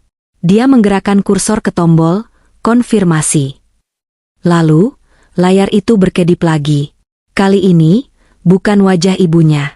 Di pantulan gelap layar, sosok Sari berdiri di belakangnya. Tersenyum. Mata putihnya menatap langsung ke arahnya. "Tidak." Rangga menjerit pelan, tersentak mundur. Kursinya berdecit keras. Dia menoleh ke belakang. Tidak ada siapa-siapa. Biliknya kosong. Jantungnya serasa mau meledak. Keringat dingin membanjiri pelipisnya. Dia kembali menatap layar. Hanya halusinasi. Hanya kurang tidur. Dia harus menyelesaikan ini. Dia harus mendapatkan gajinya. Mereka butuh uang untuk kabur. Dia menatap kembali ke layar. Nomor rekening itu, kenapa terlihat aneh? 44588901 ya, benar. Tapi di sampingnya, di layar, dia melihat tulisan samar-samar dengan darah, "Kirim ke sini." Matanya beralih ke deretan angka lain di catatan di mejanya. Nomor rekening vendor lain yang seharusnya dibayar minggu depan. 4458891110. Dia panik. Yang mana yang benar? Dia melihat catatannya. Lalu dia melihat layar. Sosok Sari di pantulan layar itu mengangguk-angguk pelan. Yang itu, Rangga, seolah sebuah bisikan masuk ke telinganya. Yang 110. Rangga tidak bisa berpikir jernih. Otaknya buntu. Dia hanya ingin ini selesai. Dia ingin lari. Dalam kepanikan, otaknya salah menyambung. Dia pikir dia sedang melawan hantu itu. Dia pikir hantu itu mau dia salah. Dia melihat angka 001. Dia melihat angka 110. Dia menghapus nomor rekening yang sudah dia ketik. Dia mengetik nomor yang baru. 4458891110. Lalu dia mengklik konfirmasi. Selesai. Transfer terkirim. 50 miliar rupiah. Dia bersandar di kursinya, bernapas terengah-engah. Dia berhasil. Dia tidak sadar. Dia baru saja mengirimkan uang ke rekening yang salah. Rekening vendor kecil yang tidak dikenal, bukan klien utama mereka. Sebuah kesalahan fatal yang tidak bisa ditarik kembali. Sementara itu, di sebuah motel pengap di pinggiran kota, Melinda meringkuk di bawah selimut tipis yang berbau rokok. Dia telah menutupi cermin di kamar mandi dengan handuk. Dia memecahkan cermin kecil di tas riasnya. Dia mematikan televisi. Dia sendirian. Rangga bilang dia harus ke kantor. Dia ketakutan. Dia lapar. Tapi mereka tidak punya uang lagi. Dia mencoba menelepon beberapa temannya. Tidak ada yang mengangkat. Lalu, dia mendengar suara langkah kaki di koridor. Langkah kaki yang berat. Lebih dari satu orang. Langkah itu berhenti. Tepat di depan pintu kamarnya. Nomor 207. Melinda menahan napas. Tok tok tok. Ketukan pelan. Melinda membekap mulutnya. Tok tok tok. Lebih keras. Melinda, suara pria yang berat dan serak. Kami tahu kamu di dalam. Buka pintunya. Melinda mengenali suara itu. Dion. Kepala penagih utang. Bagaimana mereka menemukannya? Di seberang kota, di sebuah kantor pinjaman online ilegal, Dion sedang menatap daftar klien macetnya. Dia pusing. Melinda ini licin sekali. Sudah tidak di apartemennya. Lalu, sebuah pikiran melintas di benaknya. Entah dari mana, sejelas kristal. Motel Melati. Kamar 207. Jalan Raya Bogor. Dion tersenyum. Dasar bodoh. Sembunyi di tempat murahan, dia mengumpulkan 3 anak buahnya. Ayo. Di kamar motel, ketukan itu berubah menjadi gedoran. Buka, Melinda. Atau kami dobrak. Brak, brak, brak. Melinda menjerit. Dia berlari ke jendela, mencoba membukanya. Terkunci. Brak. Pintu itu terdorong. Kuncinya yang rapuh patah. Dion dan 3 pria berbadan besar masuk. Mata mereka liar. Wah, wah, wah, kata Dion, tersenyum jahat. Main petak umpet. Ya, cantik. Aku belum punya uangnya. Isak Melinda, terpojok di dinding. Beri aku waktu. Suamiku dia. Suamimu? Dion tertawa. Suami pengecutmu itu? Kami tidak peduli. Batas waktumu sudah lewat 2 hari. Dion memberi isyarat. 2 anak buahnya memegangi lengan Melinda. Jangan sakiti aku. Ambil ini. Melinda melepas cincin kawinnya. Ini emas. Dion mengambilnya. Palsu, katanya, lalu melemparkannya ke lantai. Laptopku. Ambil laptopku. Salah satu pria mengambil laptop di meja. Dion menatap Melinda. Ini tidak cukup, Melinda. Utangmu 200 juta. Plus bunga dan denda. Sekarang totalnya 300. 300? Mata Melinda terbelalak. Kami sudah menginvestigasi, kata Dion. Suamimu kerja di kantor bagus. Tapi dia tidak punya apa-apa. Mertuamu, itu cerita lain. Dia punya rumah besar. Perabotan antik. Hati Melinda mencelos. Jangan ke sana. Kami sudah ke sana, kata Dion. Ini adalah kebohongan. Tapi Dion adalah pembohong ulung. Tapi di gerbangnya ada truk rongsokan. Bau sekali. Tetangga bilang rumah itu berhantu. Dion mendekatkan wajahnya. Kamu main dukun, ya, Mel? Tidak. Melinda histeris. Kami tidak peduli hantu, kata Dion. Kami peduli uang. Ini peringatan terakhir. 24 jam. Lunasi. Atau foto-fotomu yang cantik, itu akan jadi sampul di grup pinjol se-Indonesia. Dan kami akan mengunjungi suamimu di kantornya. Dan ibunya. Kami akan pasang spanduk di depan rumah hantu itu. Penghuni rumah ini punya menantu penjudi tukang ngutang. Jangan. 24 jam, Dion membentak. Mereka mengambil laptop dan ponsel Melinda. Kami akan tahan ini sebagai jaminan. Jangan coba-coba kabur. Mereka pergi. Membanting pintu. Melinda merosot ke lantai. Menangis meraung-raung. Dia kehilangan segalanya. Dia diteror hantu. Dia diburu penagih utang. Pukul 3 sore di kantor Rangga. Seorang satpam menghampiri biliknya. Pak Rangga. Anda dipanggil Pak Ezra ke ruangannya. Sekarang, jantung Rangga berdebar. Pak Ezra adalah direktur keuangan. Dia berjalan ke ruangan Pak Ezra. Tangannya basah oleh keringat. Saat dia masuk, Pak Ezra sedang duduk, menatapnya dengan tatapan tajam dan dingin. Di sampingnya, kepala HRD. "Duduk, Rangga," kata Pak Ezra. Rangga duduk. "Rangga," kata Pak Ezra, suaranya pelan tapi penuh tekanan. "Bisa kamu jelaskan, kenapa kamu mentransfer 50 miliar rupiah ke rekening PT Jaya Makmur Abadi?" Wajah Rangga pucat pasi. Apa, Pak?" "PT Sakura Jaya baru saja menelepon. Mereka tidak menerima dana mereka. Tapi dana itu sudah keluar dari rekening kita dan masuk ke rekening Jaya Makmur. Sebuah vendor alat tulis kantor yang baru kita pakai 2 kali." Tidak mungkin." Rangga tergagap. Saya sudah periksa." "Kamu salah memasukkan nomor rekening, Rangga," bentak Pak Ezra, menggebrak meja. "Kamu membuat kesalahan 50 miliar rupiah. Kamu tahu apa artinya ini?" Saya Pak, ada hantu." Kepala HRD mengangkat alis. "Hantu, Pak Rangga?" "Di layar saya, ada hantu. Dia yang menyuruh saya. Dia menipu saya." Rangga mulai panik. Dia sadar dia terdengar gila. Pak Ezra memijat pelipisnya.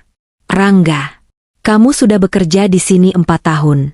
Saya tahu kamu sedang ada masalah. Kamu terlihat kacau.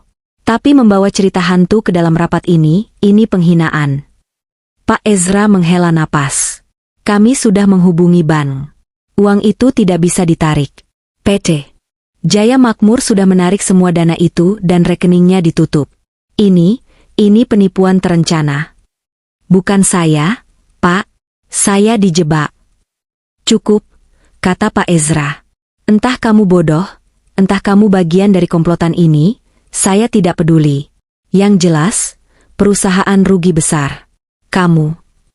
Pak Ezra menatap kepala HRD yang mengangguk.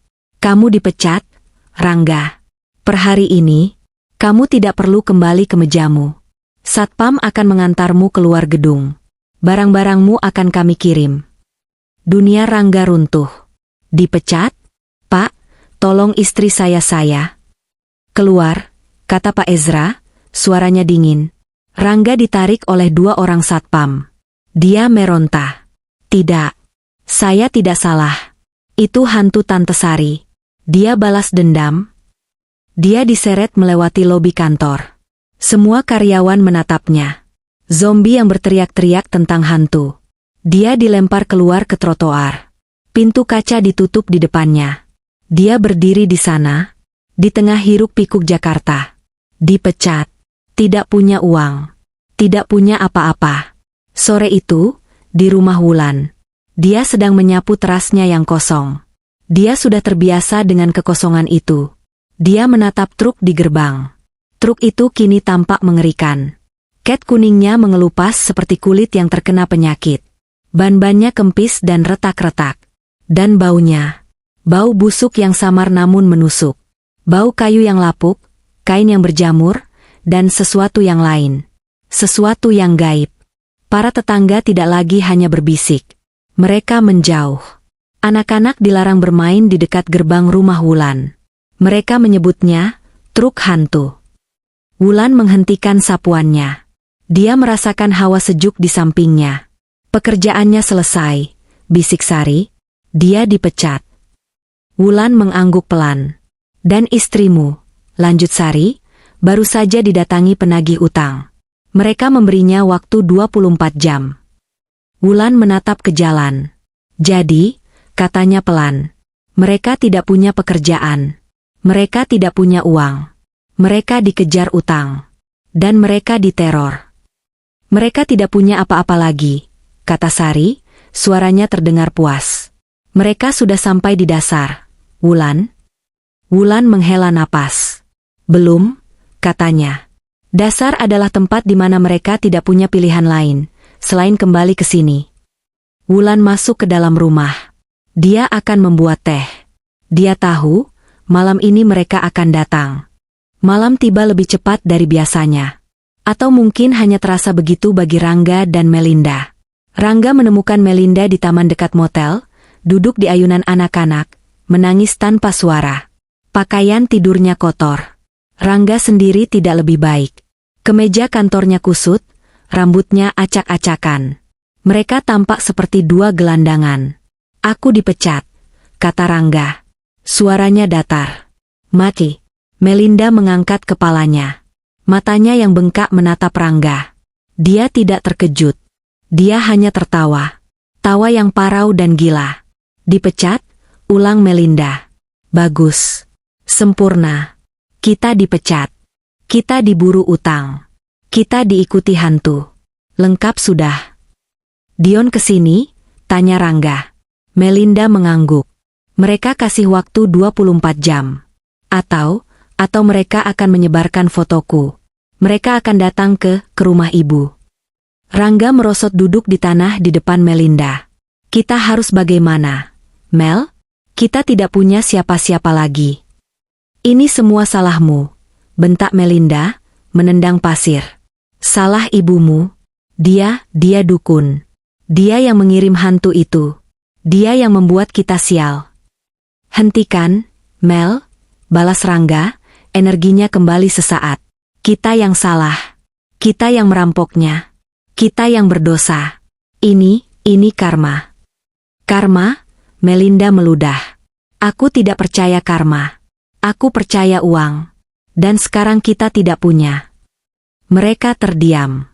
Suara jangkrik dan lalu lintas di kejauhan menjadi latar belakang kehancuran mereka. Ada satu tempat, bisik Rangga. Melinda menatapnya. Di mana? Rumah ibu. Melinda langsung berdiri. Tidak. Aku tidak mau ke rumah hantu itu. Apalagi di sana ada truk busuk itu. Aku tidak mau. Lalu kita mau kemana?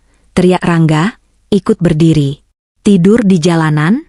Menunggu Dion menemukan kita dan menghajar kita? Hah? Melinda terdiam. Dia gemetar. Kita ke sana, kata Rangga.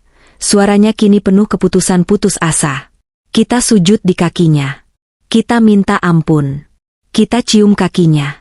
Kita mohon dia menghentikan hantunya. Dia tidak akan mau, isak Melinda. Dia ibuku, kata Rangga. Sejahat apapun aku, dia ibuku. Dia pasti mau memaafkan. Keyakinan dalam suaranya terdengar sangat rapuh. Tapi itu adalah satu-satunya harapan yang mereka miliki. Mereka tidak punya uang untuk taksi. Mereka berjalan kaki. Berjalan berjam-jam, menyusuri trotoar yang gelap, menghindari pandangan orang. Dua sosok hancur yang berjalan menuju sumber masalah mereka. Tengah malam saat mereka tiba di kompleks perumahan Wulan. Suasananya sepi mengerikan. Dan di sana, di depan mereka, gerbang itu. Truk itu kini terlihat 100 kali lebih menakutkan di bawah cahaya bulan. Cat kuningnya yang mengelupas tampak seperti kulit bernanah. Bau busuknya menyengat hidung, menusuk paru-paru. Bau jamur, kayu basah, dan kematian. Aku tidak bisa. Enggak, bisik Melinda, menarik lengan Rangga. Aku takut. Lihat truk itu.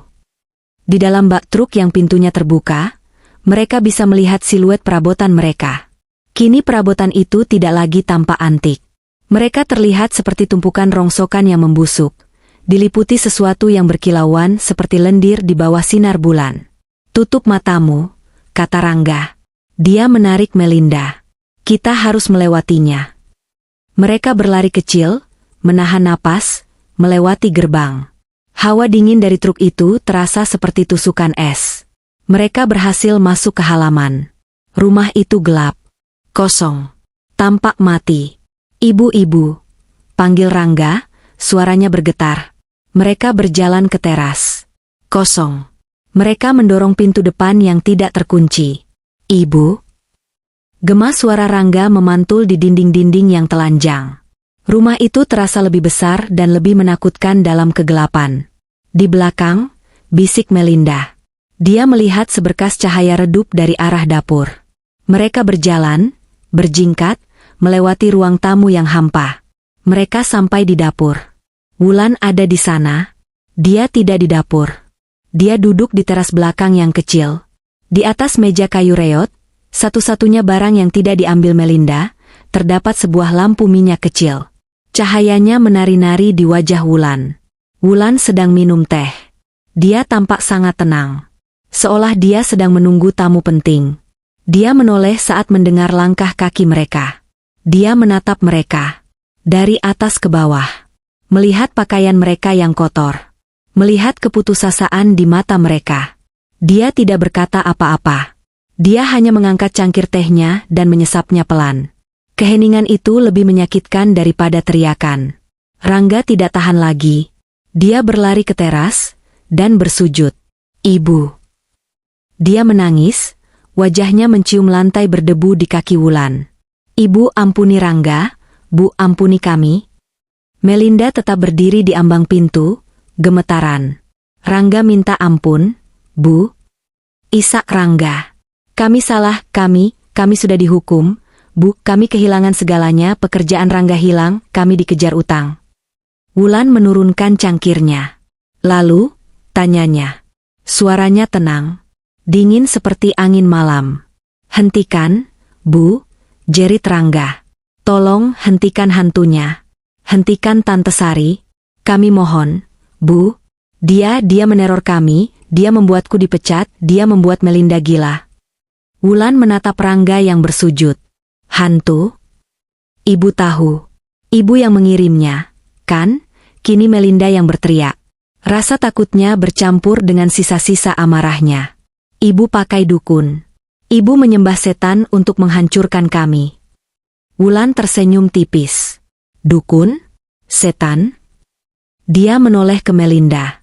Tatapannya tajam. Aku tidak butuh dukun untuk melawan orang sepertimu, Melinda. Aku hanya butuh kebenaran. Lalu, Wulan berkata, kamu takut pada hantu? Atau kamu takut pada utang judi online? Wajah Melinda pucat pasi. Apa maksud ibu? 200 juta, kata Wulan. Pinjaman online ilegal. Slot. Kasino. Kamu pikir aku tidak tahu? Melinda terhuyung mundur. Ibu. Kamu menuduhku pakai dukun? Lanjut Wulan, suaranya naik 1 oktav. Kamu yang berbohong pada anakku. Kamu bilang kamu hamil. Rangga, yang masih bersujud, mengangkat kepalanya. Ibu tahu.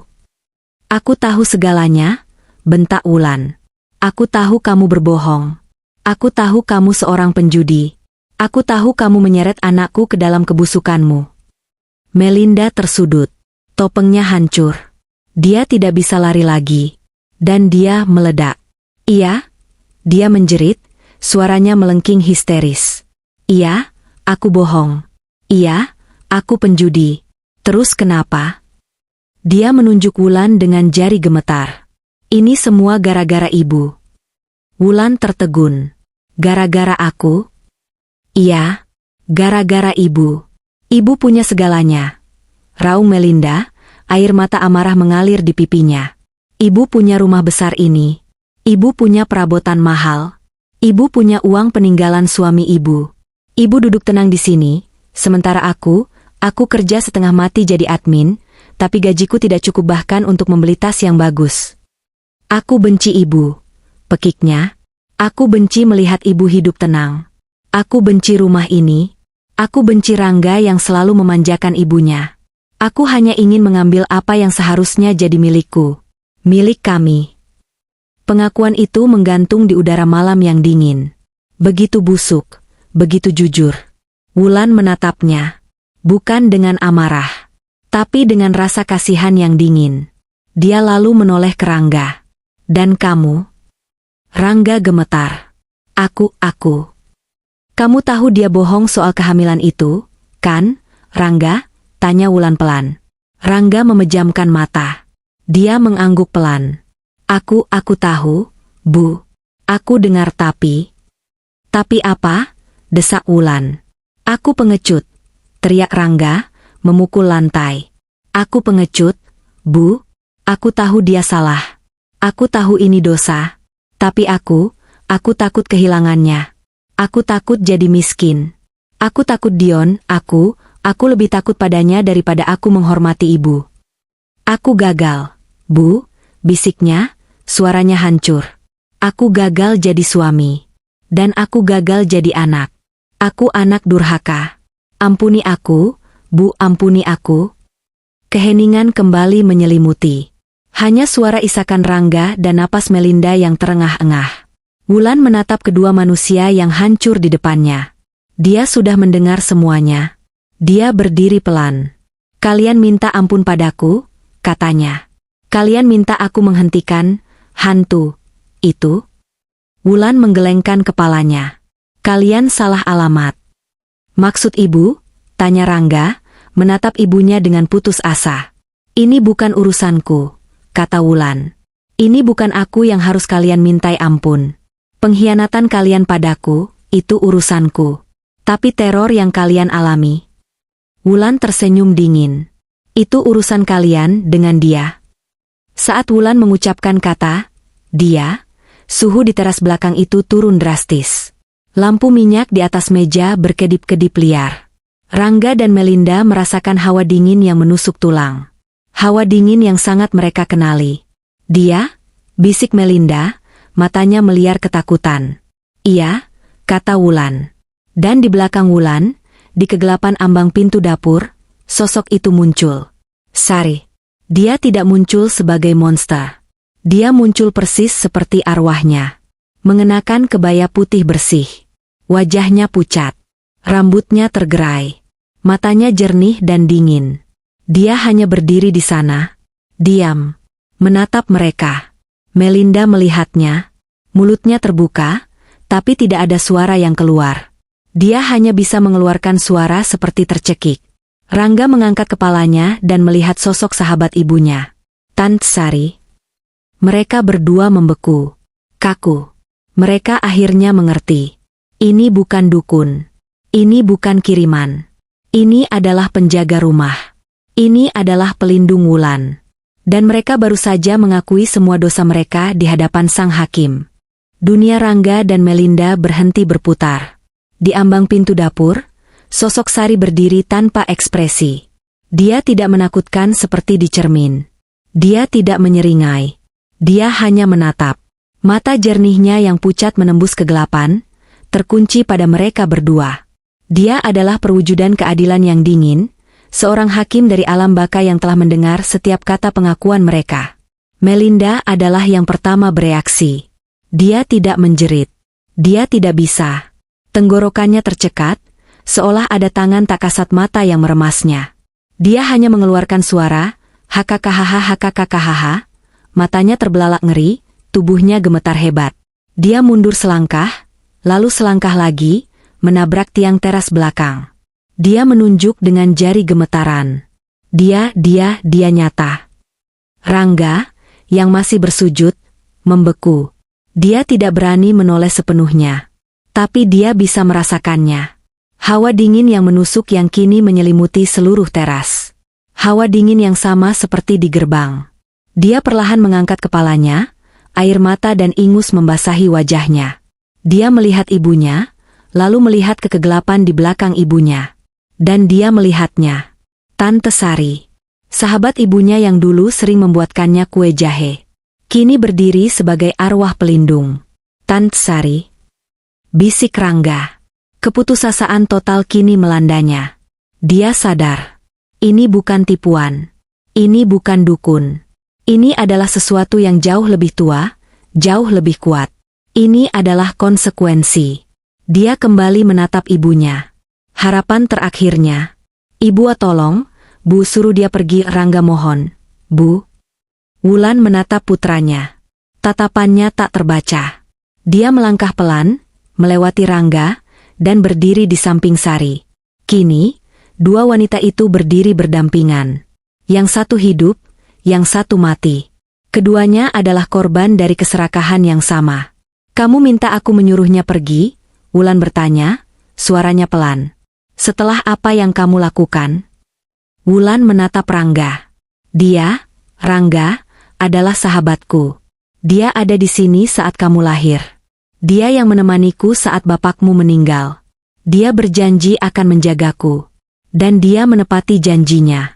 Sesuatu yang kamu, sebagai anak, gagal lakukan. Setiap kata terasa seperti tamparan. Kamu, Wulan beralih ke Melinda, yang kini merosot di lantai, terlalu takut untuk bergerak. Kamu membenci aku karena aku punya apa yang kamu inginkan. Kamu pikir kamu berhak atas semua ini. Kamu lupa, Melinda, semua yang aku punya ini, aku dan suamiku membangunnya dengan keringat. Bukan dengan judi. Bukan dengan kebohongan. Dan kamu, Wulan kembali menatap Rangga. Kamu tahu dia penjudi. Kamu tahu dia bohong soal kehamilan. Kamu tahu. Tapi kamu diam. Kamu ikut dalam rencananya. Kamu membiarkan dia mendorongku. Kamu membiarkan dia menghina kenangan bapakmu. Kamu berdiri di teras itu dan membuang muka saat ibumu tersungkur. Wulan mengambil napas panjang. Dadanya tidak terasa sakit. Dia tidak merasa marah. Dia hanya merasa selesai. Kalian datang ke sini, lanjut Wulan, suaranya mantap. Meminta ampun. Meminta bantuanku. Kalian pikir setelah semua ini, aku akan luluh? Kalian pikir aku akan menghentikan dia? Kalian pikir aku akan membayar utang kalian? Dia menggelengkan kepalanya pelan. Kalian tidak hanya mengambil perabotanku, Rangga. Kalian mengambil hatiku. Kalian mengambil kepercayaanku. Dan kamu, dia menatap Rangga lekat-lekat, kamu mengambil anakku satu-satunya. Anak laki-laki yang kubesarkan. Dia sudah mati. Yang ada di depanku ini hanyalah seorang pengecut yang aku tidak kenali. Melinda mulai terisak. Isakan putus asa. Ibu tolong Dion, dia akan membunuhku, dia akan menyebarkan fotoku, hidupku akan hancur. Hidupmu? Wulan tertawa pelan. Hidupmu sudah hancur, Melinda. Kamu menghancurkannya sendiri saat kamu pertama kali mengklik situs judi itu. Kamu menghancurkannya saat kamu berbohong pada suamimu. Kamu menghancurkannya saat kamu menjejakkan kaki di rumah ini dengan truk itu. Inilah keputusannya. Pergilah, kata Wulan. Dua kata itu menggema di keheningan malam. Rangga mengangkat kepalanya. Ibu? Pergi, ulang Wulan. Kali ini lebih keras. Dia menunjuk ke arah ruang tamu yang gelap, ke arah pintu depan. Keluar dari rumahku. Tapi hantu itu. Bisik Melinda. Dia tidak akan menyakitimu, kata Wulan. Dia tidak perlu. Dia hanya pelaksana. Urusan kalian bukan lagi denganku. Urusan kalian bukan lagi dengan dia. Wulan menatap mereka berdua, hancur, kotor, dan tanpa harapan. Urusan kalian adalah dengan Dion. Urusan kalian adalah dengan utang 300 juta kalian. Urusan kalian adalah dengan malam ini, tanpa uang, tanpa pekerjaan, dan tanpa tempat tinggal. Ibu mengusir kami, suara Rangga pecah. Aku mengusir 2 orang asing yang merampok rumahku, koreksi Wulan. Anakku sudah tidak ada. Dia berbalik, membelakangi mereka. Pergilah. Jangan pernah kembali. Jangan pernah sebut namaku lagi. Rangga tahu. Ini adalah akhir. Tidak ada pengampunan. Tidak ada belas kasihan. Hanya ada keadilan yang dingin. Dia bangkit. Kakinya gemetar. Dia berjalan ke arah Melinda, yang kini histeris. Tidak, dia tidak bisa melakukan ini, tidak. Mel, ayo, kata Rangga. Suaranya mati. Aku tidak mau, jerit Melinda. Di luar ada hantu. Di luar ada Dion. Aku tidak mau. Dia menatap Sari, yang masih diam seperti patung.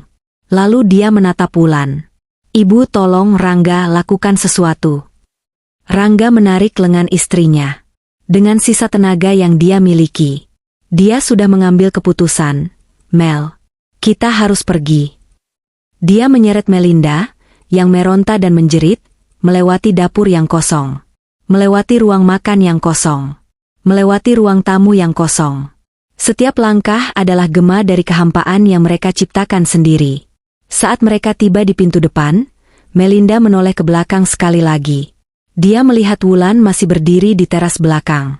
Dan di sampingnya, sosok Sari kini melangkah maju, berdiri tepat di bawah cahaya bulan. Sari mengangkat tangannya, dan melambai pelan. Lambaian selamat tinggal. Arg. Melinda menjerit dan berlari keluar. Mereka tersandung di teras depan. Mereka sampai di halaman.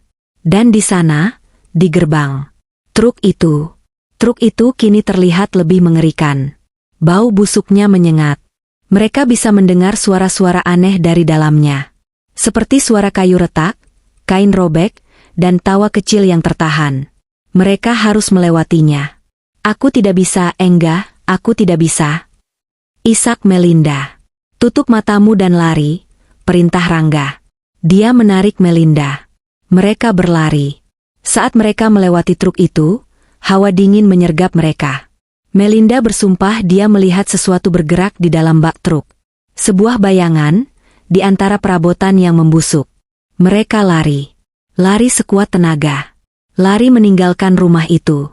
Lari meninggalkan ibu yang telah mereka buang.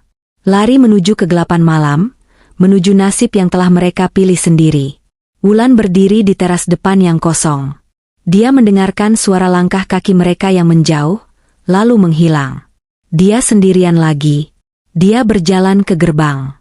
Dia menatap truk itu. Truk yang kini telah menyelesaikan tugasnya. Dia merasakan kehadiran Sari di sampingnya. Mereka sudah pergi, bisik Wulan. Ya, jawab Sari. Mereka tidak akan kembali. Apa yang akan terjadi pada mereka? Karma, jawab Sari singkat. Karma tidak pernah salah alamat. Wulan menatap truk itu. Besok, katanya, aku akan panggil tukang derek. Aku mau benda ini pergi dari sini. Baunya busuk. Wulan kembali ke dalam rumahnya yang kosong. Dia tidak merasa takut. Dia tidak merasa sedih. Dia merasa bebas. Dia akan membeli kasur baru besok. Dia akan membeli meja makan baru. Dia akan memulai hidupnya yang baru. 6 bulan kemudian. Sinar matahari pagi menembus jendela-jendela bersih rumah Wulan, menerangi ruangan yang kini terasa hangat dan hidup.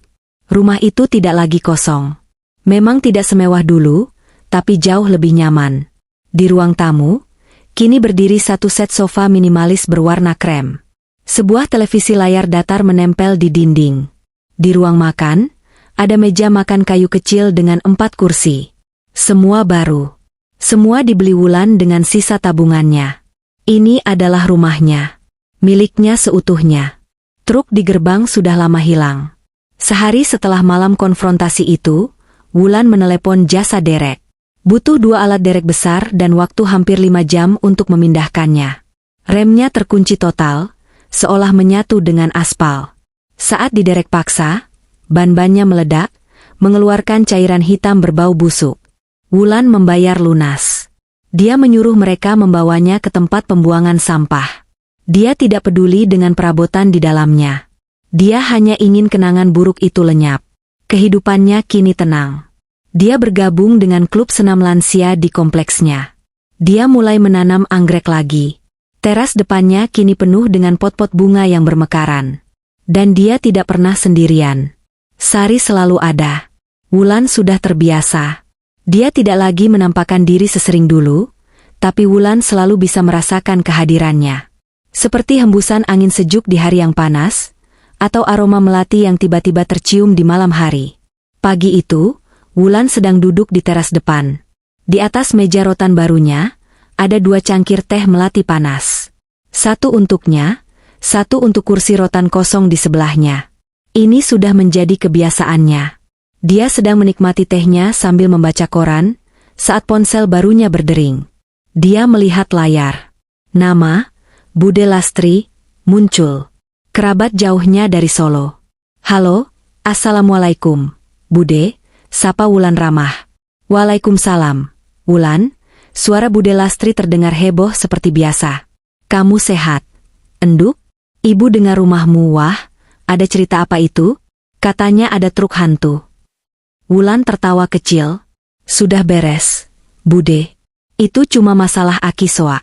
Orang-orang saja yang melebih-lebihkan. Oh, syukurlah.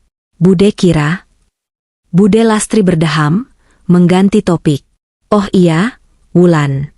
Ini, Bude mau kasih kabar. Kamu sudah dengar kabar soal Rangga? Tangan Wulan yang memegang cangkir berhenti sejenak. Rangga? Kabar apa, Bude? Ya ampun, enduk. Ini kabar menyedihkan sekali. Suara Bude Lastri pura-pura prihatin, tapi nadanya jelas sekali bergosip. Kamu tahu, anaknya Pak Detrisno kan baru pulang dari Jakarta. Dia kerja jadi sopir truk. Dia lihat mereka, Wulan. Lihat di mana, Bude? Tanya Wulan, suaranya tetap tenang. Di jalanan, Wulan. Di bawah jembatan layang dekat terminal Pulau Gadung. Mereka jadi gelandangan. Wulan diam, mendengarkan. Katanya, si Melinda itu, lanjut Bude Lastri, suaranya berbisik. Sudah gila. Benar-benar gila. Dia jalan mondar-mandir. Bicara sendiri. Kadang dia teriak-teriak. Katanya dia lihat ada hantu di genangan air, di bayangan toko. Dia takut sama bayangannya sendiri, Wulan. Pakaiannya kotor, rambutnya gimbal. Kasihan sekali. Wulan memejamkan mata sejenak. Dia bisa membayangkannya. Teror Sari tidak pernah benar-benar pergi. Teror itu sudah tertanam di dalam otaknya. Lalu Rangga? Tanya Wulan. Nah, itu dia. Si Rangga, kata Bude Lastri. Anaknya Pak Detrisno hampir tidak kenal. Dia kurus sekali. Hitam, dekil. Dia jadi pemulung, Wulan. Mendorong gerobak berisi kardus dan botol bekas. Dia yang menjaga Melinda, sambil memungut sampah. Diajak bicara, dia cuma menunduk. Malu. Keheningan panjang di telepon. Ya Tuhan, Bude sampai nggak tega, kata Bude Lastri. Kok bisa ya, nasib anakmu jadi seperti itu? Wulan menarik napas. Sudah nasib mereka, Bude. Mungkin itu jalan yang mereka pilih. Setelah menutup telepon, Wulan terdiam lama. Dia menatap cangkir tehnya yang mulai dingin. Dia tidak merasa sedih. Dia tidak merasa kasihan. Dia juga tidak merasa marah. Dia merasa adil. Dia mengambil cangkir tehnya, lalu menoleh ke kursi kosong di sebelahnya. Kamu dengar itu, Sari? Katanya pelan pada udara kosong. Angin pagi yang sejuk berembus, menggoyangkan bunga anggrek di teras. Wulan tersenyum tipis. Melinda benar. Dia bilang dia butuh semua perabotan itu. Dia berhenti sejenak, mengingat kata-kata menantunya malam itu. Untuk rumah baru, kami. Wulan menatap lurus ke gerbangnya yang kini bersih dan kokoh. Ternyata, mereka akhirnya mendapatkan rumah baru mereka. Lanjutnya, jalanan. Sebuah rumah yang sangat besar, di bawah jembatan. Dia terdiam. Lalu, sebuah tawa kecil lolos dari bibirnya. Tawa itu pelan pada awalnya, lalu semakin keras. Tawa yang jernih, lega, dan penuh kemenangan. Dia menertawakan mereka. Dia menertawakan ironi nasib yang begitu sempurna. Dia mengangkat cangkir tehnya. Untuk rumah baru mereka, Sari, katanya. Dan di pagi yang cerah itu, di teras rumahnya yang damai, Wulan menikmati tehnya, diiringi hembusan angin sejuk yang terasa seperti tawa seorang sahabat.